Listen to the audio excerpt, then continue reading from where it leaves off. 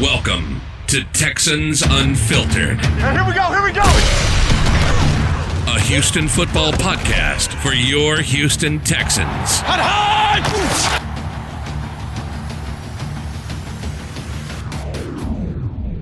All right, guys, welcome back to another edition of Texans Unfiltered.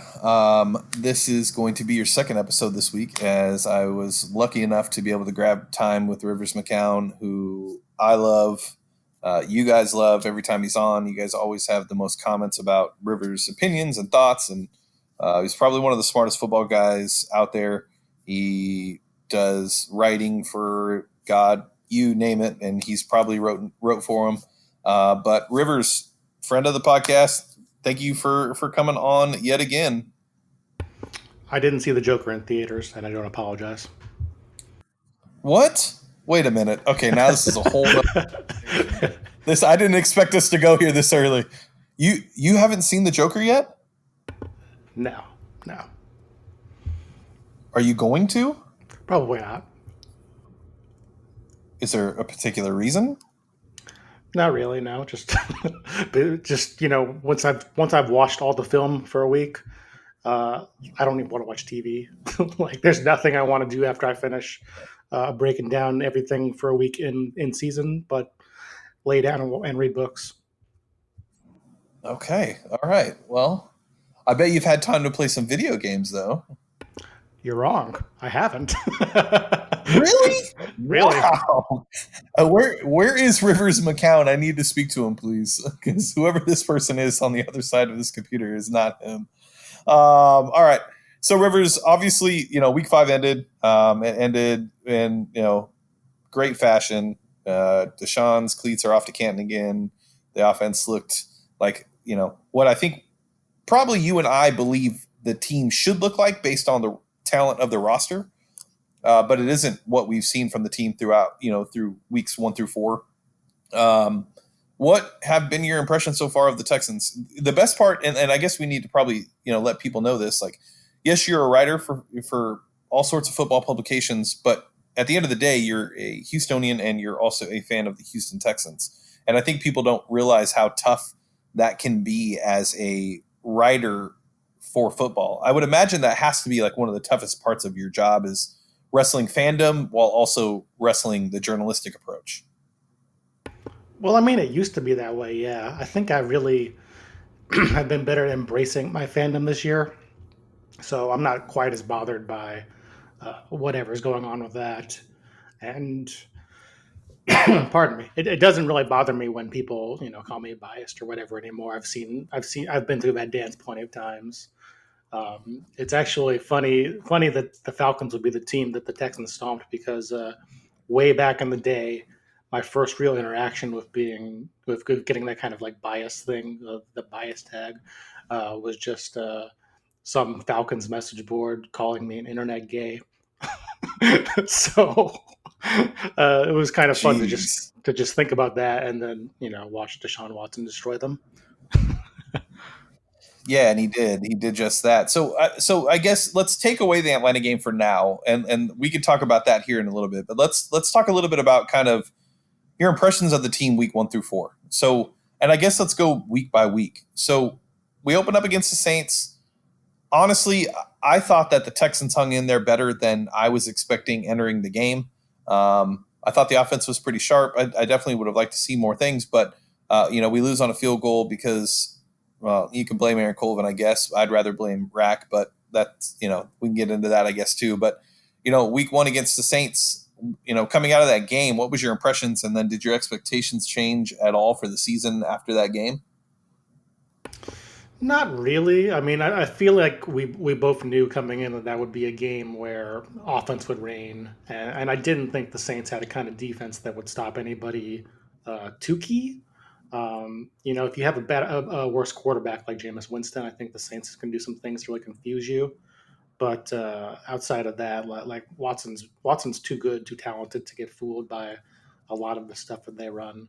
And so, I mean, I wouldn't say I was like shocked that the Texans lost that game when how they did, because I've seen that kind of scenario happen before. But it's just such a gut punch every time you see Watson lead a comeback drive, and then it just goes nowhere because Rack gets his pants pulled down. Yeah, and it's something that I was on another show a week ago, and the question asked was, do we think that the game is past Rack? And my answer was, I don't think the game is past Rack, because I just he's been in it too long to say that the game has passed him.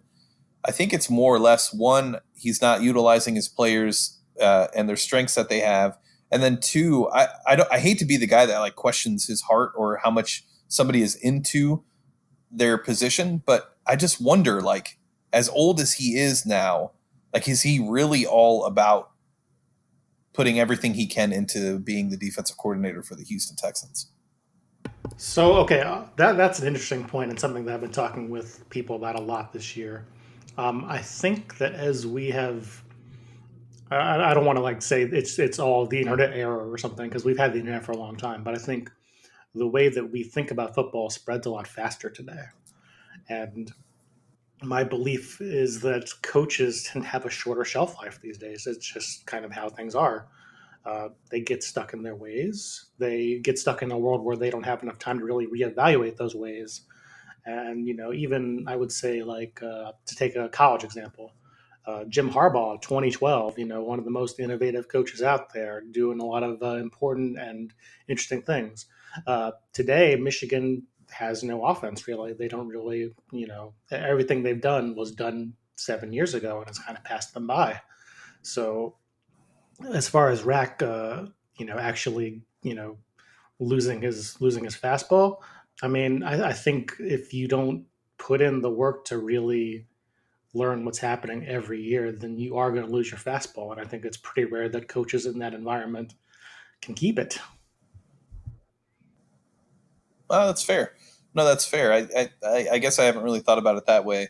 But like when you look back at like when Vrabel took over the defense and became defensive coordinator, I think of other teams and I think, okay, most defensive coordinators wouldn't feel comfortable just stepping back and letting another young guy come in and take the DC spot. Now, I'm sure it was all a ploy for him to be able to get head coaching opportunities and things like that. As I'm sure that was a blemish on his record when he interviewed with the Niners and other stuff like that. But um, you know, in the professional world, it's not often you see another person willing to kind of step aside, and let another person kind of come in, and that's kind of what's in the back of my mind, is wondering really, how much is Rack really invested in doing this?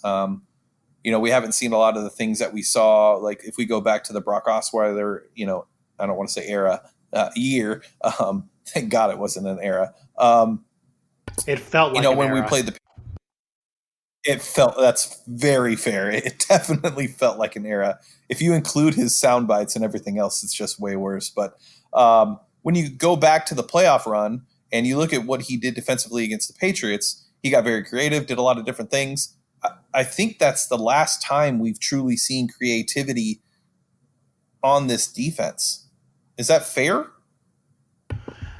I wouldn't say entirely fair because I think Rack still brings the heat on third downs from time to time. I think he's got some creative blitz schemes, but yeah, I think generally coverage wise, this team is pretty stagnant, and I'm also not entirely sure you can blame Rack for that because I don't think this team has really invested in coverage players in a long time. We've got Justin Reed with a third round pick. We've got Gibson for whatever it was, like mid level money basically. And other than that, it's just, well, Jonathan Joseph is here still. Sure, spent a second round pick on a guy who has a lot of physical talent, but hasn't really shown a lot of NFL readiness. Yeah, that'll work out. And, it's just, it's all kind of stopgap kind of guys. It's not anybody you really want to invest in. So I think that Rack has been coordinating with his hands tied behind his back for the last 2 years. And it's pretty much feast or famine sort of thing based on how much the pass rush comes through. Yeah, no, that's probably fair. Um, okay, so week one happens. Deshaun's amazing. Defense is average. I mean, you held the Saints, to what it ended up being, like 28 points, or whatever it was, 30 maybe. Um, you would typically call that a win when you're playing the Saints and Drew Brees. Then we go to week two. and the offense is just abysmal. Can't do anything against Jacksonville. Deshaun just looked completely confused. And then, the defense, even though they came up with the win by stopping Leonard Fournette on that 2-point conversion, I don't think anybody could say that defensive performance was dominant. So we go from week 2 to week 3, and we go to LA, which is playing in a soccer stadium. We had more home field there than the Chargers, and we beat the Chargers, who have shown that they're actually a very bad team this year for some reason. Then we have Carolina come in, and the team just basically doesn't show up at all. Well, I say that Merck showed up. The rest of the team didn't show up. Offense specifically didn't show up, and we lose to Kyle Allen, who I think is, an okay quarterback. And then this week we just destroy. So it's like, I guess my question for you, Rivers, is what team should we expect to see week to week? And I think that's the question that most Texans fans have is, what should we expect? How can we expect it? And what will it look like? That's a deep philosophical question right there, man. That's getting way into Bill O'Brien's head. I guess I would say that what I expect every week is looking at the matchups. Is coverage passive? If coverage is passive, I feel like the Texans usually do better. This week, of course, Will Fuller was able to kind of dominate Isaiah Oliver all over the field, so it didn't really matter too much. But generally speaking, I think Deshaun Watson plays better against passive defenses, like you saw against the Los Angeles Chargers, where they barely blitzed at all. Falcons also didn't really bring a lot of blitz either. The other thing I look at defensively is just kind of the offensive line versus our front four, and this year I think you can actually say to clarify, I think Mercilus has played up only because DJ Reader has been wrecking fools left and right, and I think that matchup in particular is pretty important. As you saw in week 1, the Saints were able to kind of limit the Texans because they had a number of good players in the middle of the field, and Drew Brees has always been a really good quarterback throwing up the middle. So those are the two things I look at the most when I'm looking at these matchups, and sometimes it kind of works out in our favor. I think with Atlanta, it was very much in our favor because I don't think they have a real presence outside of Grady Jarrett in the pass rush, and they don't really send a lot. They play passive coverage, and that line has been banged up all year, and I think that really showed through on Sunday. Now, I think that it's fair to say that we are, God, how do I say this with how? So the offensive line has been better. I think the offensive line has been a lot better. I think the shock right now, based on just alone the Falcons game, is that Nick Martin has actually turned into a much better center than what we've seen. You and I, when we had the off-season podcast and we talked about free agents that we wanted to come in, our top 2 were centers because we didn't believe that Nick Martin is the future. What have you seen from Nick Martin since he inked his deal? Are my eyes playing a trick on me, or is he actually playing that much better? I mean, he's definitely been better. I think people get a lot ahead of themselves because I think there is a strong inclination within the fan base right now to want to perceive that the offensive line is getting better, so they project that out there. Martin has messed up a number of snaps this year. He still has problems with power. I don't think they've really faced a lot of power rushers in the middle yet. But I do think he has played a lot better, especially as kind of dealing with late pressure, helping out in situations where it's 5-on-4, and he's the guy who's looping around. So I would say that he's definitely performed better. From a scouting perspective, I wouldn't be boosting him up. I wouldn't be like, oh man, this guy's a top 10 center now. But I definitely think we've seen better play from him this year. Oh, that was me. I was on mute and I was talking the entire time. He's definitely a top 5 center. And did that deal shock you at all? Because it didn't shock me one bit. I think I think anybody that is plugged in knew he was going to get an extension. I think the amount he got paid was shocking. Is that fair? I have waived my ability to be sorry about that. I have waived my ability to be shocked in any way, shape, or form by any transactions coming out of Bill O'Brien, general manager. Thanks. William O'Brien, the general manager. Okay. All right. So that's Nick Martin. Also, and we're going to have to get into this Connie thing at some point, and I think both of us will be extremely pissed talking about it, but I just really want to talk to you about it. You weren't a fan also of the Laremy Tunsil trade, correct? Right. I consider the Larry Tunsil trade an overpay by a lot. And it's one of those things where I know that nobody's thinking about it this year, and that's fine. I totally understand that. I know that no fan base wants to look at like rational long term planning when they've been desperate for a team that has a chance to win for so long and they think they're on the cusp. So I totally get it. But it was a massive overpay, and I think the Texans will live to regret it someday. Wow. Okay. So they'll live to regret it. Is it more or less because of the fact that we have the next 2 years without a first round pick and we're looking at the depth and the team in general and what their needs are going to be or what they currently are and not being able to address those? Or is it that you just didn't think that the talent was worth 2 first round picks? Like, I guess specifically, what about it is more frustrating for you? I mean, let me put.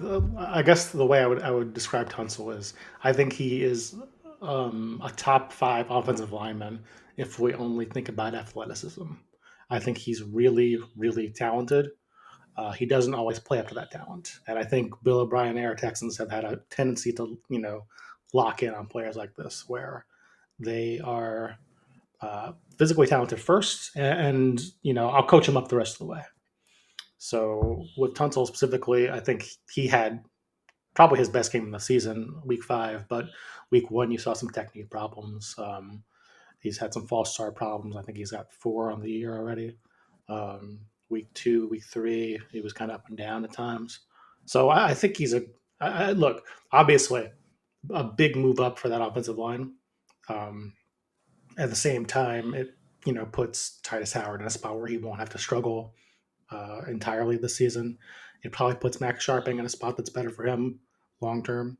So I get that reasoning, but at the same time, the reason I think they will regret this trade is because attrition comes big time in the NFL for you every season, and the Texans have basically locked in on 6 players as their star core, and if those players combust at any point, they are screwed. Yeah. Okay. No, fair. So speaking of Max Sharping and Titus Howard, we haven't talked since the draft, and I know that you weren't a huge fan of the Titus Howard pick. Where are you at now with the Titus Howard pick? I mean, he's looked pretty good. He's definitely better than any other option that we had at right tackle. Where are you with Titus Howard as of right now? I mean, I still think it was an overdraft, but I think sliding him into right tackle is a much better use of his talents long term. I don't think he was going to hold up at left. Um, I guess where I'm at is I'm kind of hopeful that he kind of develops into this Derek Newton kind of player. Newton had that same kind of power speed combination. Where Howard, I think, needs a lot of work right now is both hand play of pass rush and then also getting up to the second level. There have been times this year where I think he's gotten lost. So that's kind of what I'm looking for a step forward from him. But I think definitely uh, putting him in a role that would be more NFL ready for him has helped a lot. Okay.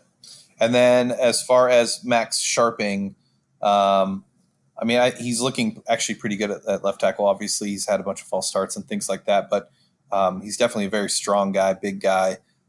If you look at the offensive line as a whole, if Nick Martin continues to trend upward, Titus Howard continues to trend upward, and Max Sharping continues to go in that direction as well, we know what Fulton is. He's a solid right guard, and he's relatively young. I think he's 26.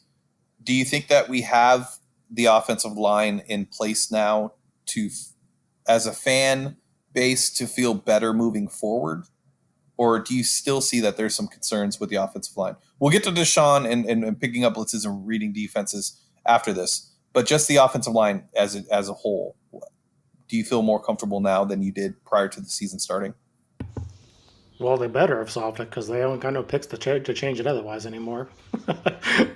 I guess I'm further down on both Martin and Fulton than you are, and that's it's debatable. Offensive line play is now like there's no like perfect stat for that. I do think that long term that is the line. Maybe Roderick Johnson gets in there right tackle and Howard moves inside at some point. That's still kind of on the table for me. But yeah, I mean, this is definitely the best line Texas have had with Watson, and probably the best line they've had since Dwayne Brown got traded.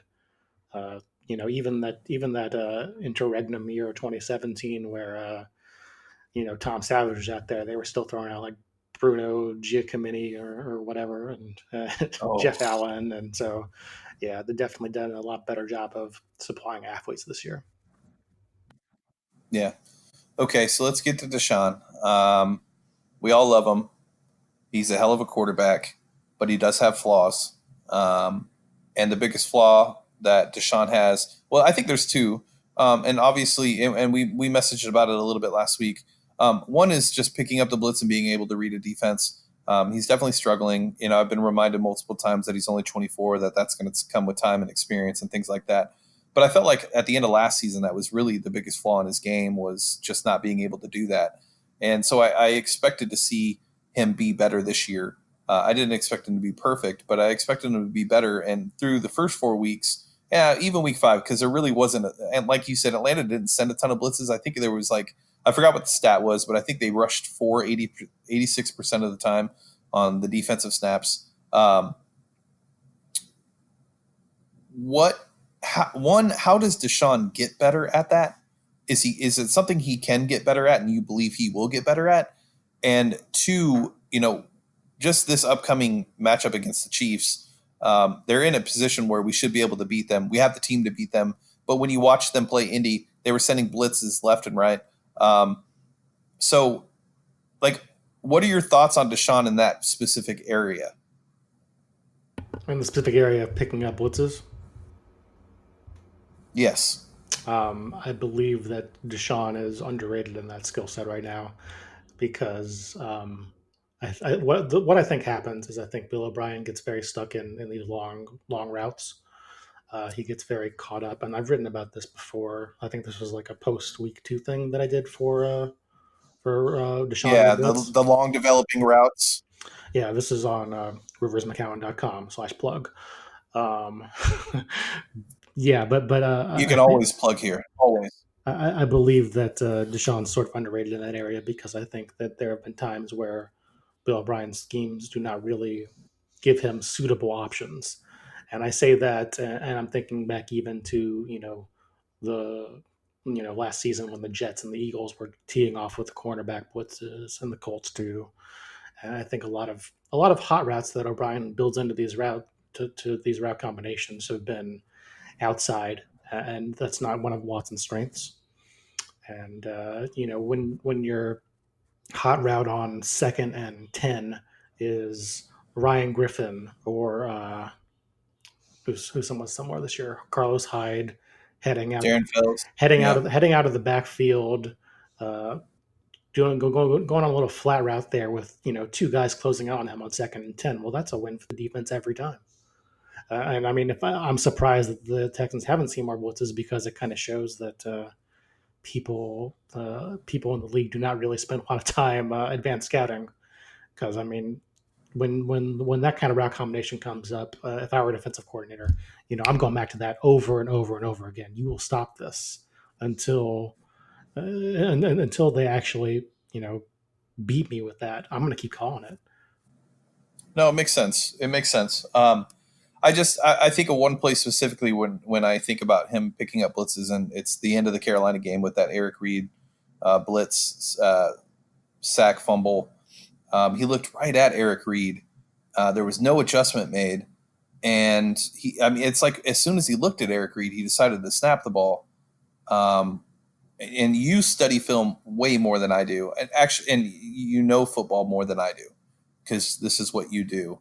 But to me, to the average fan, or maybe just a little above average, I would think that would be the time where you slide the protection, or you have the running back move to the right side, whatever it would be, or shift the tight end over.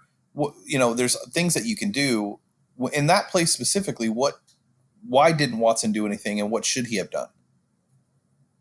So actually, if I can, I want to back this up to the series before. They Okay. dialed down on 3rd and long. Watson actually didn't have much pressure on this play, but he went long to I think it was Duke Johnson out the backfield. Shaq Thompson was right in his hip pocket, and that I saw that play and I was like, he is tilting. And I think this is something that young quarterbacks, I think they get into funks like that when they see over and over again a series, a play doesn't really work. And I think most of what happened on that Reed Blitz fumble is kind of about Sean Watson's emotional maturity in the face of failure. He's not really used to that. He's not used to failing. He's not used to. I mean, even I think a lot of the sacks that he takes comes down to experience with being able to do something in college that he can't do in the NFL. So, I mean, a lot of what Watson does that is special is something that is how can I say it? Like intuition. Like it's not something that you could teach. It's not something that a quarterback coach can really fix or translate out of. It's something that he's got to do on his own. So, I mean, when I see a play like that, I totally get why people want to bury that play, use it to knock him down a peg. But I mean, I remember what was it last year, the Week 3 Giants game. I felt the same thing. The interception he threw in that game, I thought that was a very emotional interception. And there are times when the Texans offense is struggling where I think Watson will press, and that's something he's going to have to learn to let go of. Okay. Fair. All right. And then when it comes to so one of the things that I've noticed specifically in the Carolina game when I was watching Deshaun on the All-22 on those deep throws that he missed, when you look at the second one, I think the second one was to DeAndre. He steps up into the pocket, and if you see, he doesn't plant his feet. His mechanics were off. Would you say that, like, how do I phrase this? Like his internal clock, is he feeling like more pressure internally than he thinks he should? Because I don't see him step up in the pocket a lot. We see him, evade, tackles. He'll run outside, then run back in. That's part of his game. We all love it. But, have you seen anything from his mechanics this year that have made you think like, I really thought this year that would kind of be cleaned up? I'm a big fan of quarterback mechanics when you're like scouting somebody, but I also think there comes a time when you rely on them too much. You look at them a little too deeply, and you can kind of micromanage. And I mean, you can do this with Tom Brady, man. Like you can look at Tom Brady's throws and be like, oh, well, he stepped in the bucket here. I don't think he should have done that. I think it's something where fans get a little excited about seeing something like that, and it's never perfect at the NFL level, really. Um, I think Baker Mayfield's struggling with that a lot this year too. Um, to just use another example, it's one of those things where the mechanics matter until they don't really matter. And with Watson in particular, in that Carolina game, the throw that I thought he was mechanically off of was one where he stepped up and actually bumped into his own lineman. So he tried to throw off Mm, that platform, and that was wildly off. I think this time, I think a lot of people want to pile on two missed deep throws when those two missed deep throws were like 12 inches off combined or something. So yeah. I'm not really too worried about it long term at all. I just think that was a game where Watson was a little bit off and let it get to him, and you fight again tomorrow. Okay. So, based on just kind of this conversation about Watson, your expectation, and I think mine too, and I think a lot of Texans fans, is that Sunday's performance, maybe not that specific, but Sunday's performance is what we should expect to see throughout the rest of the season, and what we should come to expect from Deshaun as long as he's under center here in Houston. No, I would not say that at all. Actually, I think what happened Okay. with Deshaun is wildly based on the talent around him. I think he definitely can't overcome everything that's put in his way and play up to that level as his peak form. I mean, I think that's definitely on the table in every game, and it's part of the reason why I would never count the Texans out in any game. But at the same time, I think that level of play was pretty rare. I think the level of disorganization on that defense was very high. And I would say that Deshaun definitely is, a top 10 quarterback for sure. But I wouldn't expect, looking at like last year, you saw games like this before. You saw him crush the Titans on, what was it, Monday Night Football. Yep. Come back the next week and it's a clunker. So I'm not getting too high, not getting too low on this game. I think it was really good to see. I don't necessarily think that it means everything has changed forever and that Deshaun Watson is going to crush the league for the next 10 weeks. Well, that's perfect. So that's a perfect transition into Bill O'Brien. Um, you and I have always said that Bill O'Brien has kind of gotten in his own way, or in his own way with this offense and this team, whether it be play calling, scheming, whatever it would be. But Sunday, and obviously it's all based on the matchup, and Atlanta's defense isn't very good. They have a good interior pass rush with Grady Jarrett, but outside of that, they're not very good. Deion Jones is a spectacular linebacker. But those are really the two pieces on defense that are really worth mentioning. Do you think that Bill O'Brien's ever going to wake up and call games the way that he did Sunday? And I say that in the sense that obviously it was perfect. It was the perfect matchup in how they played, how Atlanta played us. But do you think that Bill O'Brien is going to ever? God, because I don't want to sound like I'm bashing Bill O'Brien, because I know me and you different. Like, we have different opinions on Bill. I think he has the potential to do things right and be a good coach. You're over Bill O'Brien completely, but based on just Sunday alone and the way that he called the game, do you think that we'll start to see that Bill O'Brien is seeing what works and how it's going to work, and that he can put that into his offensive scheme week to week? I mean, and I would say this: I'm not the preeminent Bill O'Brien hater on the internet either. There have been a lot of times when I've posted something that was critical, and I've got Texans fans who are what's a good word? Fatalist Texans fans are like, "Oh my God, fire him now! The season's over." And they're down Right. down one at halftime to the Falcons. so Right. so Right. so like I get that. I get that Bill O'Brien is a head coach that has strengths in the things that I don't necessarily see very well because I'm not in the building. And that does have its roots in, are the players going to keep fighting? Is the story that he's telling them worn out yet? And I don't think it has. So to that extent, yeah, he has a lot of good qualities as a head coach, and it's something I try to point out when I can. Um, as far as specific adjustments, a lot of what happened in that Falcons game was the Falcons decided that DeAndre Hopkins wasn't going to beat him, and they doubled him constantly. So, I mean, when you have what I think that was more than anything was a matchup where all the trades, all the smart picks of over the last couple of years, you got Kiki Cutie, you got Will Fuller, you've got Duke Johnson, you've got Carlos Hyde, you've got Jordan Akins.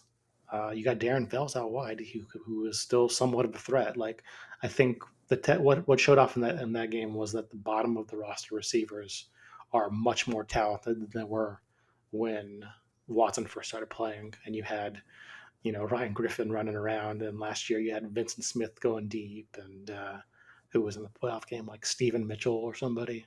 Like, it was it was it Yep. was it was really sad. Um, I think this year they've done a great job of raising the floor of that offense by making sure that they always have some mismatch problems on pretty much every receiver if they want them. So, I mean, do I think that O'Brien is going to suddenly start dealing like this every game? No, I don't, because past history has told us that he probably won't. Am I hopeful? Hell yeah, I am. It's great. I love to see it. I'll probably replay that Falcons game, those highlights, like first thing after the Texans get eliminated this year, and just be like so high on that, and be like, what the hell went wrong? Why did this ever happen? Why didn't you just run this this offense every time? But we'll see how it goes, I guess. Yeah, I think I'm in the boat with you. Like, I think Bill O'Brien has great attributes. I think he can call a good game plan when he needs to, or has the ability to do it. I don't even want to say when he needs to, because unfortunately, when he needs to is usually when he doesn't. Um, I just think that I look at the Texans fans that are like, "Oh my God, fire him! We're going to point the blame all the time at Bill O'Brien. He's the worst." Blah blah blah. And we're in week 5, and it's like, geez, like, are you going to enjoy the season at all? Like, is there going to be anything that you enjoy out of this? Like, you're watching a stellar quarterback play for your team on a team that has never had one. Yes, You're, yes, there there's is. so They will enjoy being right. That's the only thing they will enjoy. it's sad though. Like, I just I couldn't imagine watching something I love as much as watching the Texans play and entering every Sunday at 12 or 11:59, entering the game thinking, God, this is going to be awful. Bill O'Brien's the worst. We're going to lose the game because of Bill O'Brien. When on the opposite side of the spectrum, you have Deshaun Watson, who can literally just win you games. And we've seen, I brought this up on the last podcast or 2 weeks ago. We saw Aaron Rodgers overcome terrible play calling by Mike McCarthy for years, and they were always in contention. And I think Deshaun is, maybe he's not Aaron Rodgers, but I think from a talent perspective, he has the talent to overcome bad play calling and still be a stellar quarterback. And I never want to just enter a week thinking it's over. Does that make sense? Yeah, and I think that's definitely something that has changed. Having a real star quarterback, I think that changes pretty much everything in the NFL, doesn't it? So yeah, I totally get where you're coming from. At the same time, the reason I felt like excitement was so down this year before the Tunsil trade is that people have seen this show plenty of times. Most coaches don't get as many opportunities as Bill O'Brien does, and he enters this season not on a short leash, but I mean, literally as the only person in the organization who knows anything about football. Jack Easterby, the guy they brought in, that's like a moral compass. That guy doesn't know much about NFL football. They don't have a general manager. They have a cap guy, but I mean, the way it's been expressed to me is that it's exasperating from the outside only because there is no accountability. And I think that's something that really resonates with fans having been through 5 years of the story with only a playoff win over Connor Cook to call their own. Right. Right. No, that's I agree 100%, and I agree on the accountability aspect. So I'll ask you this, because this is my belief: if we don't make, I don't want to say a deep playoff run, but if we don't win our first playoff game and we don't look competent in the playoffs, I do believe Cal McNair will fire Bill O'Brien. I don't buy into any of the other stuff about what he's given up, his full control of the front office. I really think that Cal McNair is a little different than Bob, and I don't think that you mentioned the leash. I know that it looks like he has like an extended leash, and he's not really on the hot seat, or however you want to phrase it. But I think that the pressure is on this organization now to win, and I think if we have another year like we did last year in the wild card round, I don't think Bill O'Brien will be here. What are your I would thoughts? be I would be stunned if Bill O'Brien was fired anytime before January 2021. I would be stunned. I don't think it's going to happen. I don't think that. I think the McNair family, Cal, I guess, is the main owner at this point. I think they're behind Bill O'Brien's win now edict at all costs. But at the same time, I don't think that they're gonna, you know, I think he's sold them well enough that he's gonna get a year for sure. He's got a full year contract anyway. So I mean, I would think that the target date for O'Brien, you know, kicking the can down the road, as it were, is somewhere like 2022. That postseason 2021. I think that's kind of where Cal McNair will bring out the books, look at the bottom line, and be like, well, what is this doing? Are we where we want to be yet?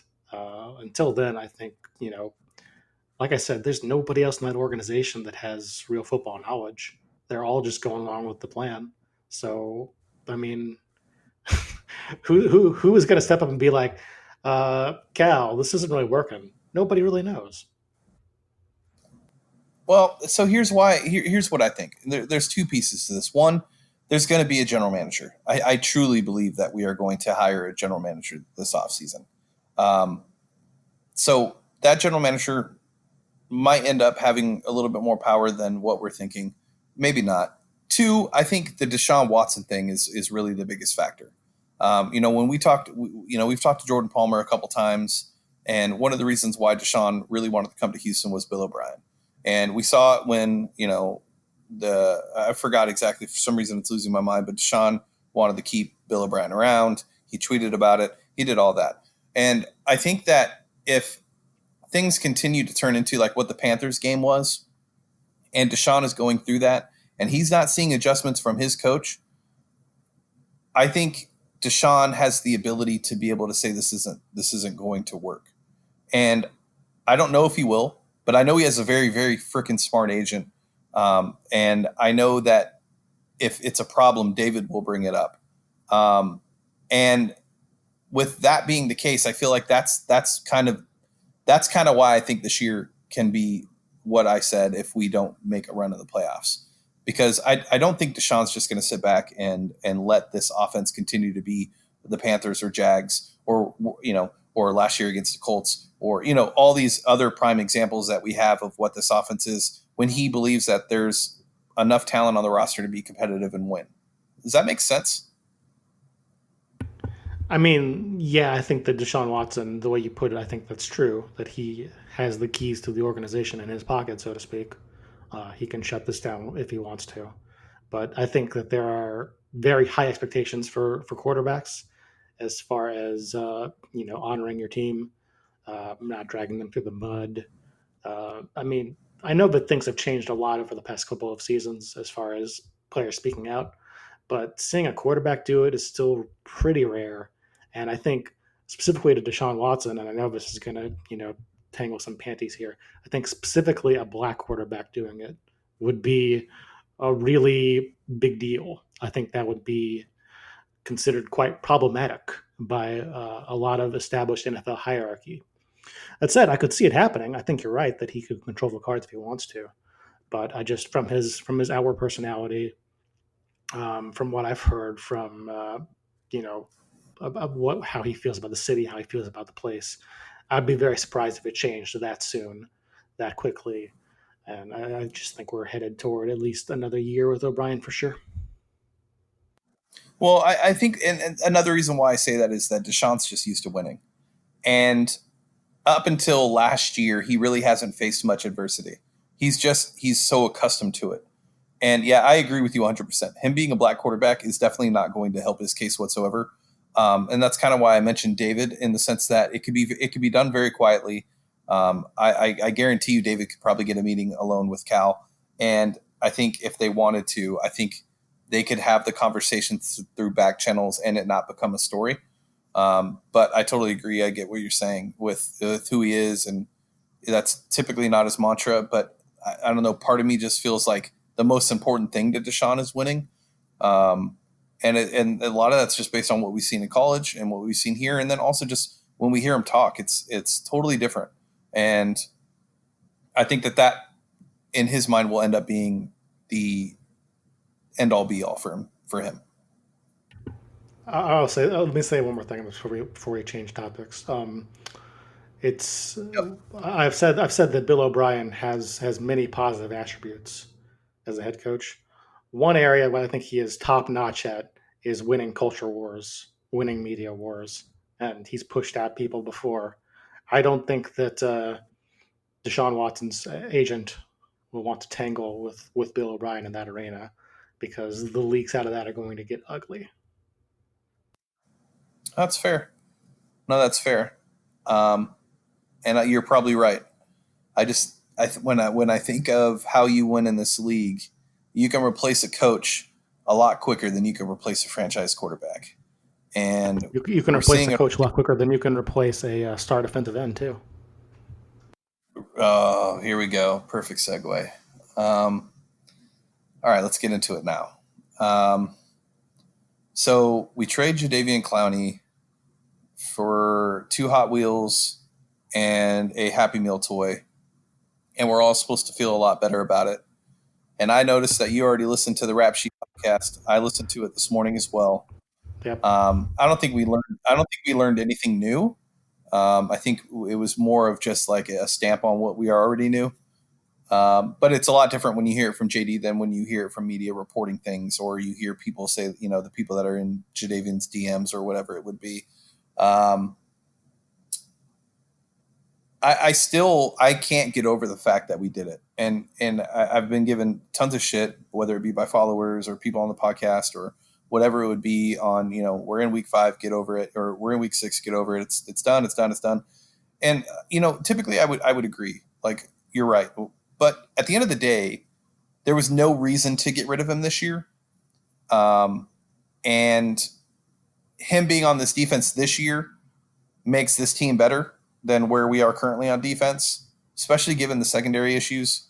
I said 2 weeks ago that, the biggest problem I have with Rack is the fact that he wasn't able to figure out a way to get all 3 pass rushers going, whether it be lining up Jadeveon Clowney on the opposite side of JJ and letting Whitney rush off the edge, or whatever it could be, or having both Whitney and Jadeveon rush off the edge and having Blackson play defensive end. Tons of options, and yet we never seem to do it. And that's the most frustrating part, is that we never got to see what this defense really could be with all 3 pass rushers going. And then you trade him and you handle him as if he's just some scrub. Not that he's, this athletic freak that has literally won you the playoff game against Oakland, and your one playoff game that you've won as a head coach, and also is the main reason him and Merck, or why you were even in the Patriots game with Brock Osweiler. This is something I'll probably never get over, and I'll probably still continue to hold against Bill O'Brien. And a lot of it has to do with the fact that I don't believe that he was looking towards the future when trading Jadeveon Clowney. He was going based off of his emotions and made a decision based off pure emotions. Yes, you're right. He did. I mean, everything you said right there is true. And like you said, I totally understand fans that want us to move on. I get that you don't want to legislate past things, but at the end of the day, one of my jobs as a journalist is to kind of look at, what could have been or what could be. We're not always right, obviously, but it's part of, our job in telling the story of what happened. And what happened in 2018 is that this team had 3 really good rushers and used 2 of them. And if this team had kept that other good rusher for this season, suddenly you get the DJ Reader improvement bump as well. And you've got all 4 of those guys as your base down, wrecking crew. And I mean, that's a lineup that would do a ton of damage. And part of the reason why I think the Texans have sort of, been in and out on defense is they don't have, if someone doubles Watt, they don't have a consistent way to generate TFLs anymore if Connie gone. They don't have a consistent way to generate sacks and pressure. And they will get them, but it's not quite as guaranteed as it once was. And I'm sorry if, you're out there as a fan and you're sick of hearing about it. I totally get that. But it really has changed the tone of the season, the tenor of the season, and it really has pushed a lot of more pressure on this offense. Yep. No, I agree wholeheartedly. And then, to touch on the piece about looking towards the future, if JD would have played, I don't buy that his value wasn't there. Let me rephrase. I buy that his value wasn't there right now, because there's no reason for his value to be there, given that he would be on a 1-year contract. No team is going to give up multiple first round picks or a first and a second or whatever you guys think Jadeveon Clowney is worth for a guaranteed 1 year rental and then a potential franchise after that. But then you're in a situation that we were in. If he would have played this year, and this is the biggest problem I have with this, if he would have played this year, we could have franchised him next year.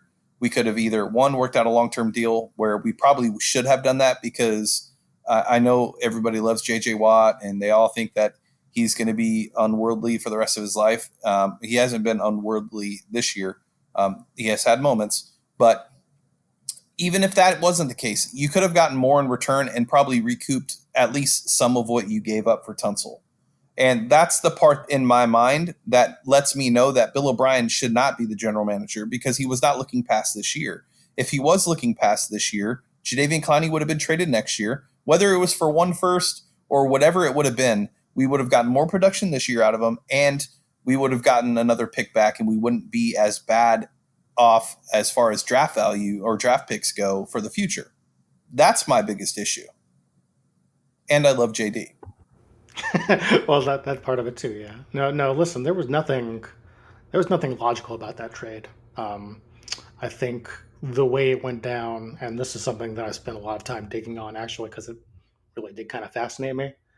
I think the way this went down is that it was a protracted power struggle between Bill O'Brien and Brian Gaine, and I think once Gaine left and the constraints were off, that Bill O'Brien has had carte blanche to do what he wants. And, part of that is, I think that for whatever reason, including a lot of incidents, Jadeveon Clowney came up as a Texan. He was very close to BJ Swearinger when they both came in together. And Bill O'Brien saw the early behaviors there. I don't know that that's saying a whole lot. I think that there are stories to be told that are not mine to tell in that scenario. But I think that Bill O'Brien caught on at that point that he didn't really like Jadeveon Clowney's work ethic. He didn't really like his kind of nature, I guess. And I think it was a very emotional decision to trade him. And I think it all came down to empowering O'Brien to believe that the chemistry of this team, kind of the emotional flow of this team, as Jack Easterby would point out, mattered more than the talent. Yeah, and this is going to be something that is always going to bother me. But I guess whatever. Nothing we can do about it now. All right, I guess before we get out of here, because we're almost already at an hour, because that's just kind of how it goes when we talk. Are you shocked at all about the run game with Carlos Hyde and Duke? Are you surprised at the production that we're getting from those two? I am definitely surprised that I did not think that Carlos Hyde had this kind of boost left in him. That's my big takeaway watching all this stuff, because, I mean, listen, we just endured, what was it, like 4 years of Alfred Blue, just running into somebody's back over and over again. And let me tell you, it is amazing to watch a running back who actually can read holes opening and get through tight creases. It's amazing. And I think Hyde has shown, I mean, there have been people who have talked up Duke Johnson and been like, oh, well, he's got such a high yards per carry, and he's really shown a lot of burst. I think the Texans should use him more, but I mean, on those between the tackles runs, Hyde has been amazing this year.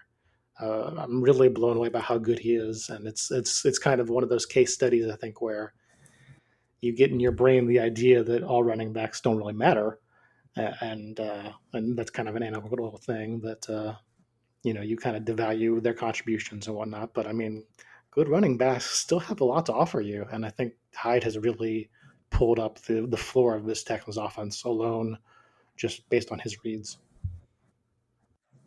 Yeah, I think what we're seeing is, I don't want to say a shift, but when you're looking at the good teams that are consistently winning, they're winning because they have an established run game. And even though we're not all the way there, I think between the two, they're a very, very good 1-2. My only issue with the running back or the running game now is just the fact that we're deciding to run Carlos Hyde outside for some reason instead of Duke Johnson outside. That'd be if I had to critique anything about the run game, it would just be that one point. But yeah, I mean, both of them are playing extremely well.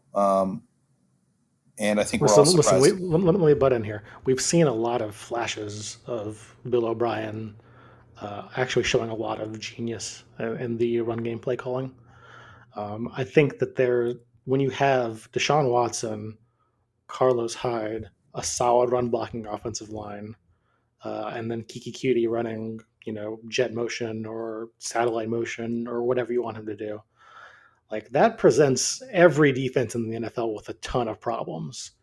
I think that gives them 3 NFL quality runners in space that can all miss tackles.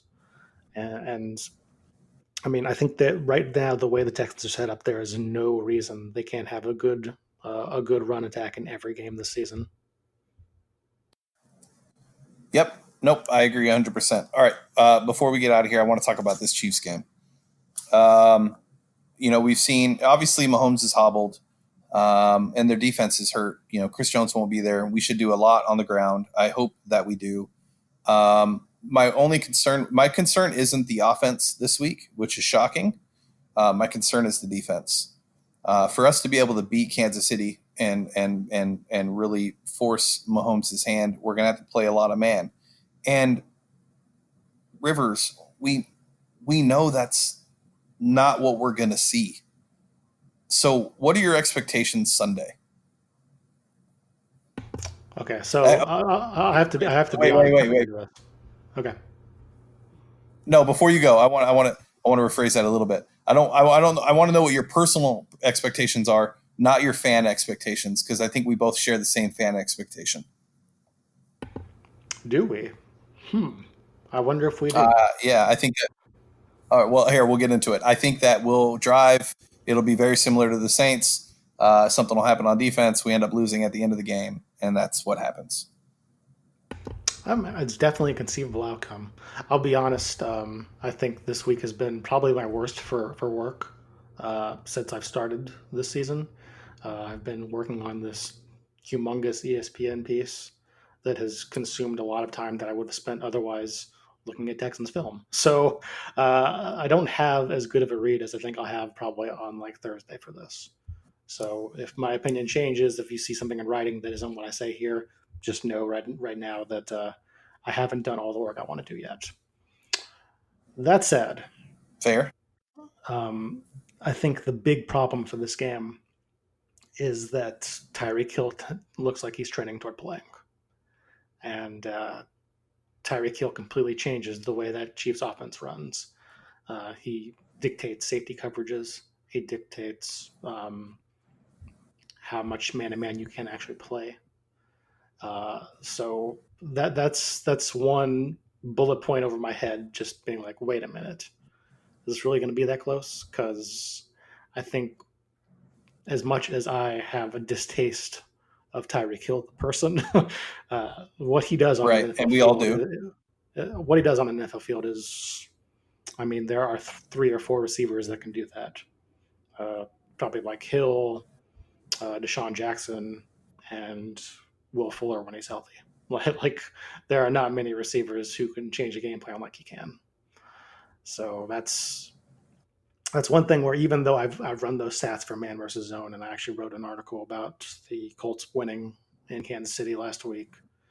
That's one little wait a minute. Is this you really want to play man against Tyreek Hill?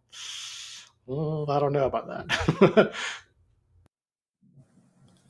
No, I mean, that makes sense. Obviously, you're going to have to double, put a safety over top. But at the same time, we've also seen him beat that coverage as well. But I think when it comes to the other wide receivers, I think we're just going to have to play a combination of zone and man. But you're right. If Tyreek Hill plays, it does change that offense completely. And it looks like he's going to play. Hopefully, honestly, I'd rather him play. I think it would give us a true understanding of where this team is, unlike anything else that we've seen. I think right now, I don't think anybody truly has a pulse on what this team is going to be. And I think we've learned that during this conversation. But I would rather play the Chiefs at full strength and see where we stack up than play them how they played the Colts on Sunday? Oh, I think I have a good idea of what the Texans are going to be, but I don't think you're going to want to hear what that's going to be. Okay, now Rivers, I want to know what the Texans are going to be. They're going to be exactly what they were last year. They're going to tease you. They're going to be either the third or fourth best team in the AFC, and it's all going to come down to that last drive. And Romeo Crennel's coordinating the defense, and there's no real talent in the secondary.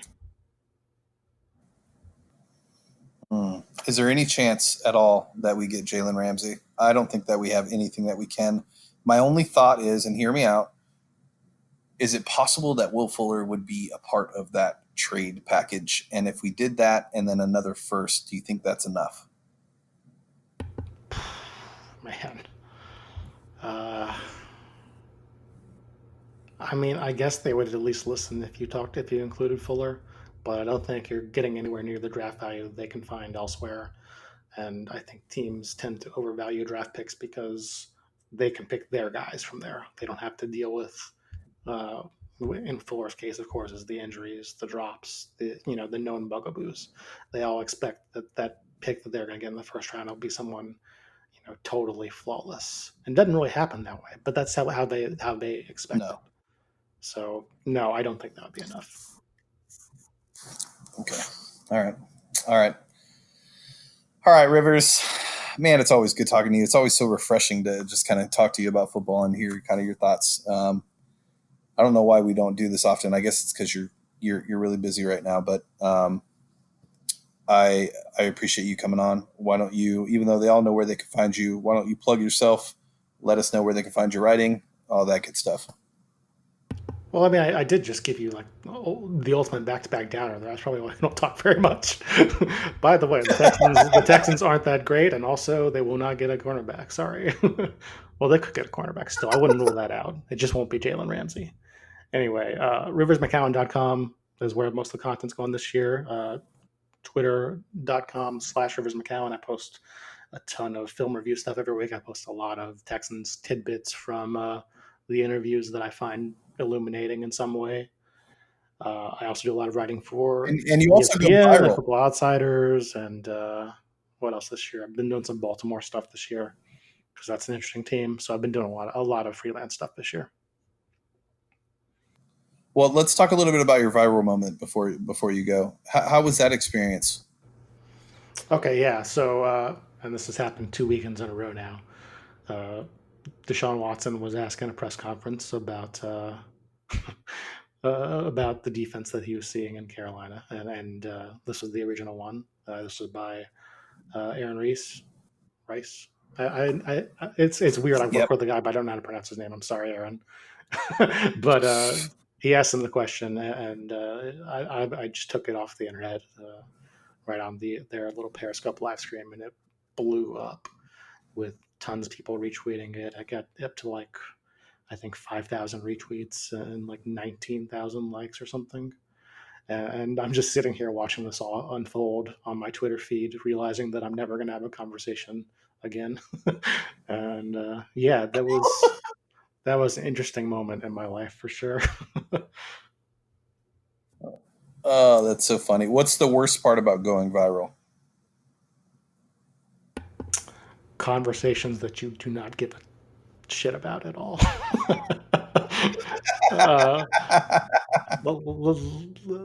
There are still people actually replying in conversations from that tweet, one of which was about setting up a Madden game between two people who nobody cares about.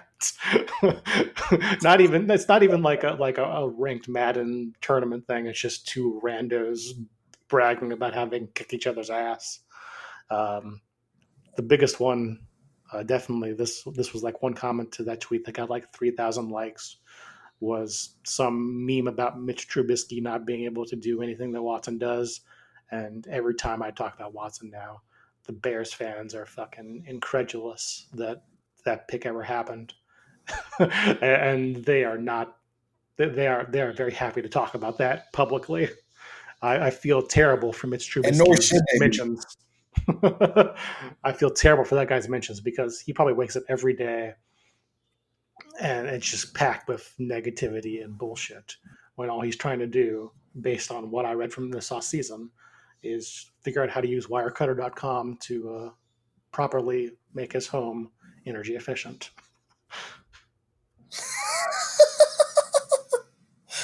Oh, poor Mitch Trubisky and poor Bear fans. All right. Rivers, thank you again. I'm sure we will do this soon. I really appreciate it. Love having you on. Again, guys, make sure you guys go follow Rivers McCown. Make sure you go to riversmccown.com if you want to see anything Texans related. He's definitely the best follow on Twitter. Actually, one last thing. God, I can't believe I forgot about this. Have you heard about this narrative going around? I'm not going to say who started it, but this narrative of the reason why Deshaun Watson doesn't play good at home is because he's basically distracted and he doesn't have a curfew on Saturday night, and basically implying that he's out in the streets. And you any thoughts on that before we actually end the podcast? I have no thoughts on that. However, I do wish to share one of my favorite tweets ever. I can't remember the author, so I apologize. But paraphrasing basically goes, Deshaun really beat Bama, and the Bears are going to pick a quarterback from UNC named Mitsubishi, number 2. And that is how we end the podcast. Rivers, again, thank you, guys. You know where to find us. You know where to follow us. It's all in the outro.